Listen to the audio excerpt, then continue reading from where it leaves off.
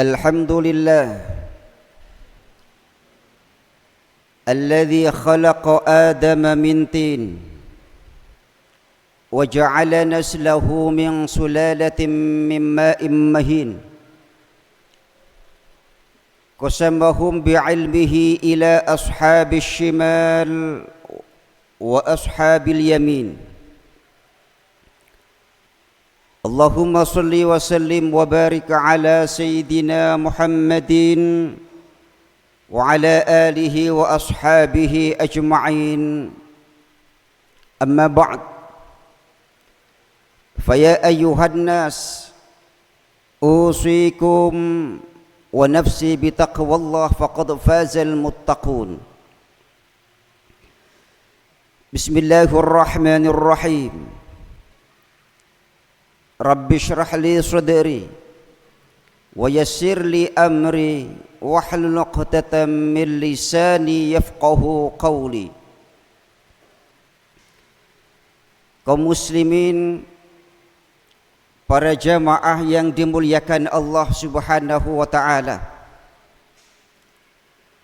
Pada suatu saat Nabi bersabda, sab'atun yudhilluhumullahu fi dhillin yawma la dhilla illa dhilluh. Nanti pada hari akhir ada 7 kelompok yang mendapatkan perlindungan langsung dari Allah. Ketika pada hari itu tiada perlindungan kecuali dari Allah Subhanahu wa taala. Siapa satu di antara 7 kelompok itu?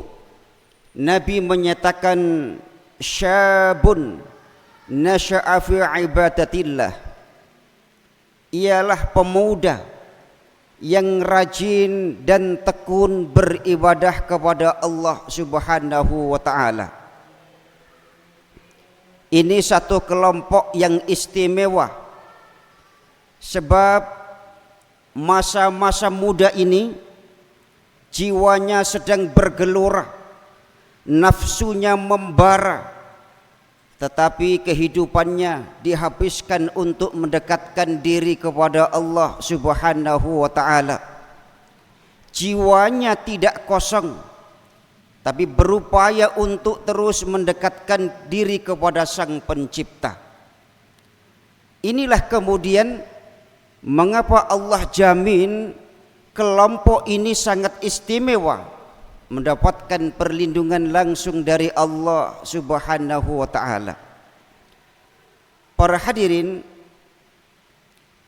bagaimana membentuk kelompok muda semacam ini? Pertama, Nabi mengajarkan kepada kita agar diawali dari perilaku yang baik dari kedua orang tuanya.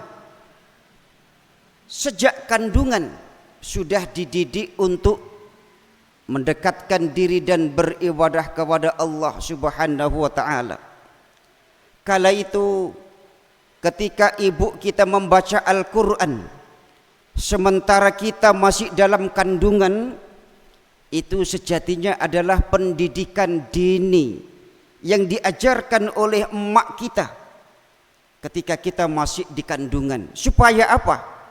Ada cahaya-cahaya ilahi yang bisa diturunkan kepada kita ketika kita masih ada di dalam alam kandungan itu.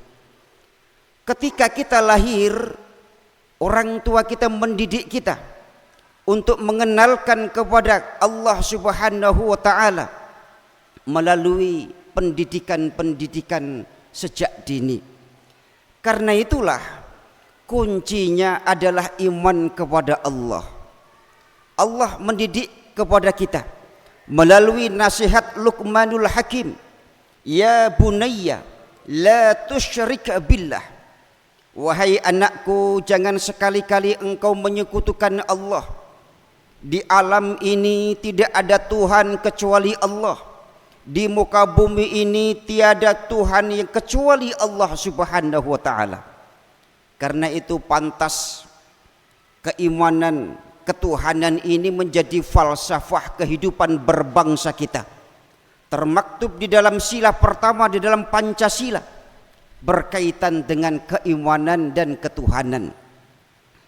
Para hadirin yang dimuliakan Allah Subhanahu wa taala, ketika Allah menurunkan ayat fasda bima tu'maru wa a'rid 'anil musyrikin, ini satu momentum supaya Nabi berdakwah secara masif, Nabi berdakwah secara terang-terangan. Apa yang dilakukan oleh Nabi? Fasa'ida 'ala Safa, Nabi bergegas naik ke bukit Safa, wa nada qaumahum, kemudian memanggil warga sekitar, masyarakat Quraisy. Wa qalu, kemudian Nabi mengatakan, hal tusaddiqunani fima ukhbirukum bih, wahai masyarakatku, wahai wargaku, wargai masyarakat Quraisy, apakah kalian membenarkan apa yang saya sampaikan? Wa qalu jami'uhum, mereka kemudian menjawab na'am, iya, detik ini kami membenarkan risalahmu wahai Muhammad. Inni lakum nadhirum mubin, mulai detik ini berimanlah kalian kepada Allah, bertauhidlah kepada Allah, jangan sekali-kali menyembah berhala. Tuhan ini satu, Tuhan ini tunggal. Sementara Tuhan kalian Lata, Uzza, Manat dan Hubal, tinggalkan semua itu. Inilah dakwah Nabi di awal-awal risalahnya disampaikan. Apa itu? Membebaskan masyarakat dari belenggu kemusyrikan. La tusyrik billah, jangan sekali-kali menduakan Allah, menduakan Tuhan di muka bumi ini. Artinya apa? Tiada Tuhan selain Allah. Pendidikan sejak dini ini dimulai dari apa? Dari menanamkan keimanan dan ketauhidan kepada Allah. Supaya apa? Menjadi generasi yang memiliki mental yang kuat, generasi masa depan. Ketika ia memiliki keimanan dan ketauhidan, boleh jadi dia akan menjadi seniman yang beriman, boleh jadi suatu saat akan menjadi pengusaha, tapi pengusaha yang beriman. Boleh jadi suatu masa dia akan menjadi birokrat, tetapi di dalam dirinya ada keimanan kepada Allah Subhanahu wa taala, mental yang tangguh. Kita yang hadir di majelis ini, kita yang hadir di masjid yang kita cintai ini, adalah generasi-generasi masa kini yang dahulu dididik oleh orang tua kita dengan keimanan kepada Allah Subhanahu wa taala, sehingga mental kita saat ini adalah mental yang kuat, tidak cengeng, mental yang tangguh. Kita yang hadir berasal dari sekian banyak predikat yang berbeda. Ada yang pengusaha, ada yang karyawan, ada yang pedagang. Tetapi kita tahu saat ini kita memiliki mental yang tangguh.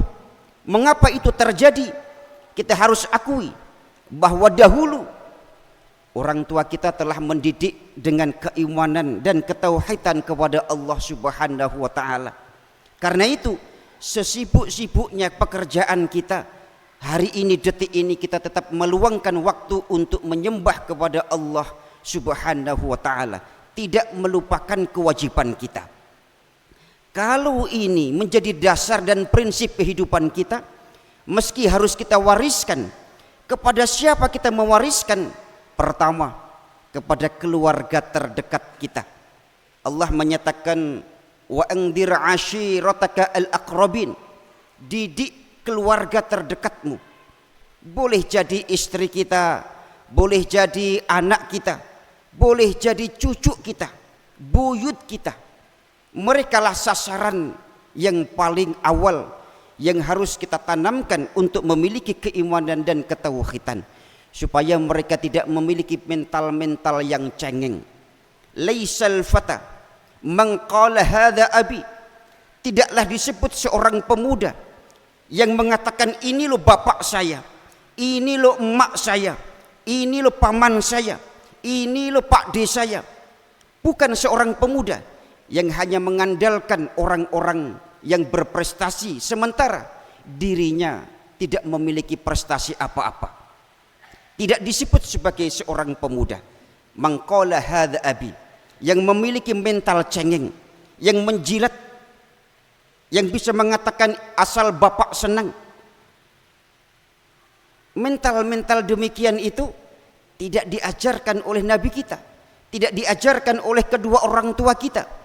Sementara kita dilatih dengan kemandirian, ditempa dengan pendidikan-pendidikan yang mengenal tentang ajaran ketauhidan dan keimanan. Jadilah kita sekarang ini. Karena itu prestasi kita saat ini adalah prestasi bapak kita, prestasi emak kita. Karena itu kita harus hormat kepada mereka. Dengan cara apa kita hormat? Jikalau mereka sudah tiada, kirimkan doa, bacakan Fatihah, bacakan Al-Quran, berikan sedekah-sedekah yang memberikan manfaat. Jikalau kedua orang tua kita itu masih ada, tetaplah kita harus menyambung silaturahim, meskipun jarak dan waktu telah mengantarkan kepada kita jarak dan waktu itu bisa kita tempuh dengan seksama. Karena itulah para hadirin, kita harus bersyukur kepada Allah, kita harus bersyukur kepada orang tua kita, sebab pendidikan tentang keimanan dan ketauhidan itu ada di dalam relung batin kita yang paling dalam. Semoga Allah memberikan kekuatan kepada kita, keberkahan di dalam ilmu yang Allah titipkan. Usia kita, rizki kita, pendidikan kita senantiasa diberikan keberkahan dan memberikan manfaat kepada kita semuanya. Amin ya rabbal alamin. Barakallahu li wa lakum fil Qur'anil azim wa nafa'ani wa iyyakum bima fihi minal ayati wa dzikril hakim wa qur rabbi fir warham wa anta khairur rahimin. اللهم صل على سيدنا محمد وعلى آل سيدنا محمد.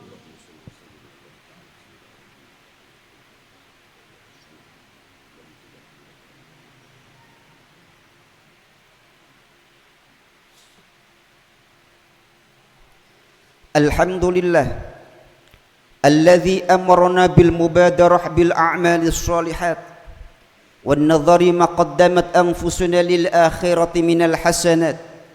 أشهد أن لا إله إلا الله وحده لا شريك له المعد المخلصين جنات. وأشهد أن سيدنا ومولانا محمدا عبده ورسوله الداعي إلى الخير وترك السيئات. اللهم صل وسلم وبارك على سيدنا محمد خير الرسل وأفضل المخلوقات وعلى آله وأصحابه ومن سلك سبيل الرشاد. أما بعد فيا أيها الناس أوصيكم ونفسي بتقوى الله فقد فاز المتقون. اللهم صل وسلم وبارك على سيدنا محمد وعلى آله وأصحابه أجمعين والحمد لله رب العالمين. اللهم اغفر للمسلمين والمسلمات والمؤمنين والمؤمنات الأحياء منهم والأموات إنك سميع قريب مجيب الدعوات فيا قاضي الحاجات. اللهم انصر من نصر الدين واخذل من خذل المسلمين وأعلي كلمتك إلى يوم الدين. ربنا آتنا في الدنيا حسنة وفي الآخرة حسنة وقنا عذاب النار. وصلى الله على سيدنا محمد والحمد لله رب العالمين. عباد الله إن الله يأمر بالعدل والإحسان وإيتاء ذي القربى وينهى عن الفحشاء والمنكر والبغي يعظكم لعلكم تذكرون. فاذكروا الله العظيم يذكركم واشكروه على نعمه يزدكم واسألوه من فضله يعطيكم ولذكر الله أكبر.